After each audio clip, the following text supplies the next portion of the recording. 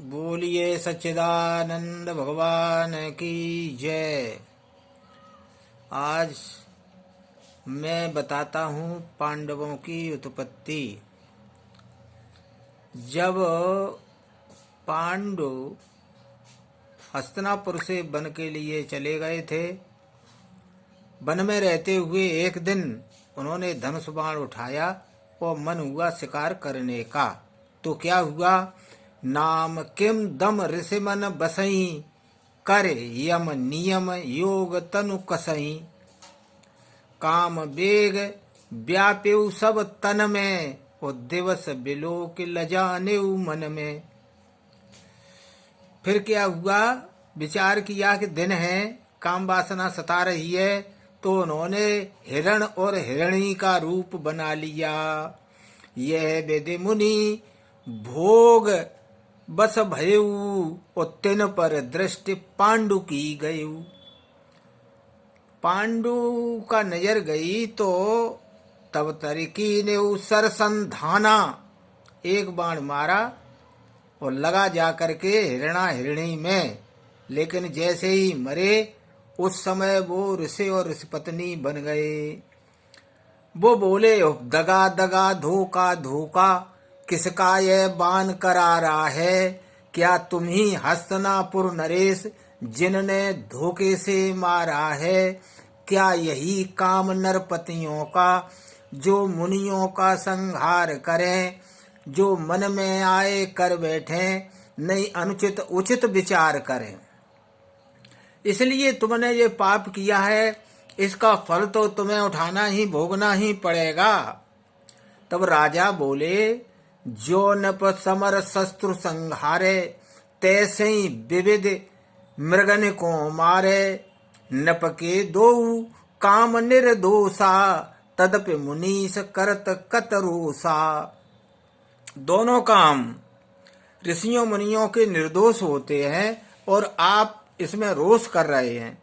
लक्षण ऋषि कर मृग को मारा, नहीं मुनीस अपराध हमारा। हमने बाण ऋषि पर नहीं चलाया था, हमने बाण तो हिरणा के ऊपर चलाया था, लेकिन दुर्भाग्यवश कुछ कर रहे थे, कुछ हो गया, तो मेरा इसमें कोई दोष नहीं है।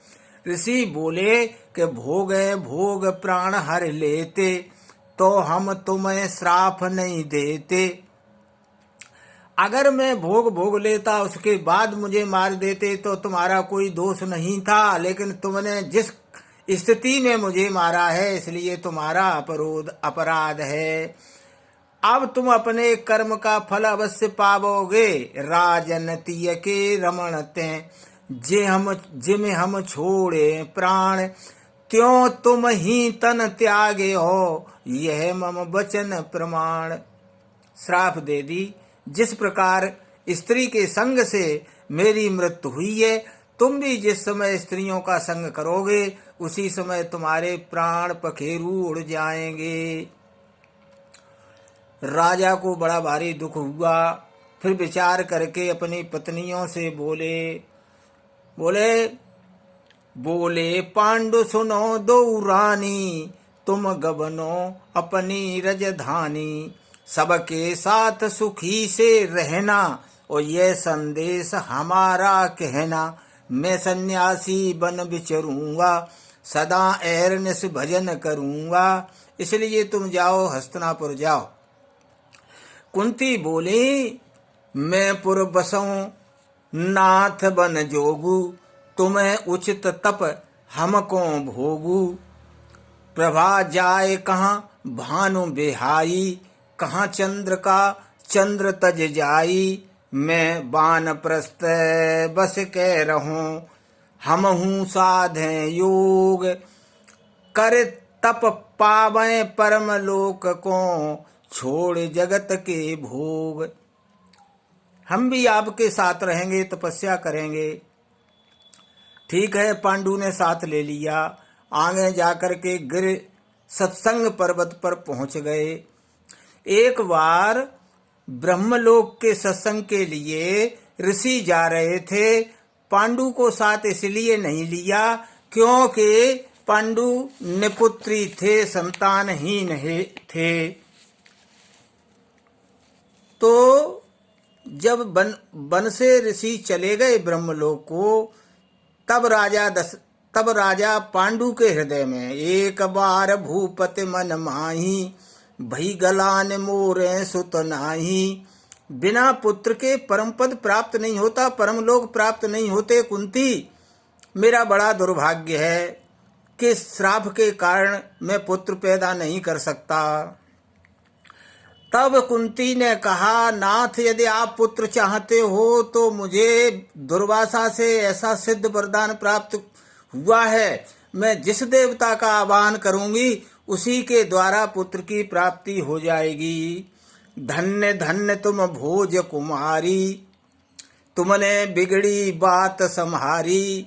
हे कुंती, तुम धन्य हो, धन्य हो।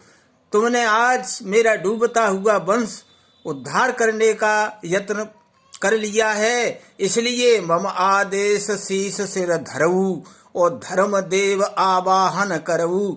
मेरा आदेश मानिए और मेरे आदेश के द्वारा शीघ्र से शीघ्र धर्म देवता का आवाहन करो। कुंती ने तुरंत उस मंत्र का उच्चारण किया। धर्म देव के द्वारा उन्हें जो है युधिष्ठिर की प्राप्ति हो गई। बोल सच्चिदानंद भगवान की जय। शेष कथा आगे।